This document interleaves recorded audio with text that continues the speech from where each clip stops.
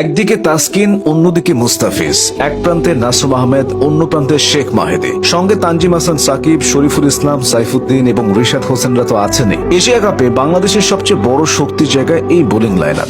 Wicket taker, economical, finger spinner ও wrist spinner সব ধরনের বোলারই আছে স্কোয়াডে। কেউ চোটে পড়লে সেটা পুষিয়ে দেওয়ার জন্য ব্যাকআপ বোলারও রাখা হয়েছে। এশিয়া কাপে বাংলাদেশের বোলিং লাইন আপ নিয়ে বিস্তারিত জেনে নেওয়া যাক। শুরুতেই পেস বোলারদের ব্যাপারে আসা যাক। অতীতের যে কোনো সময়ের চেয়ে টাইগারদের পেস বিভাগ এখন শক্তিশালী, বিশেষ করে টি-20 সংস্করণে। বেশিরভাগ সময় তাসকিনের মাধ্যমে বোলিং ইনিংসের গোড়াপত্তনটা হয়। মাঠে এবং মাঠের বাইরে নানা আলোচনা সমালোচনা থাকলেও মাঠের ক্রিকেটে তাসকিন নিজের সেরাটা দেন। তাসকিনকে দলের বোলিং লাইন আপের মেরুদণ্ড বলা যায়, কারণ ঝটপট উইকেট এনে দেওয়ার ক্ষেত্রে তিনি সবচেয়ে বড় ভরসা। কখনো কখনো খরুচে হয়ে গেলেও সময় মতো ব্রেক থ্রু এনে দিয়ে তিনি দলকে ম্যাচে টিকিয়ে রাখেন। এছাড়া উইকেটের ধরন অনুযায়ী বল করতে পারার দক্ষতা আছে তার। সংযুক্ত আরব আমিরাতে এর আগেও তিনি অনেক ম্যাচ খেলেছেন। সে অভিজ্ঞতা ব্যবধান গড়ে দিতে পারে।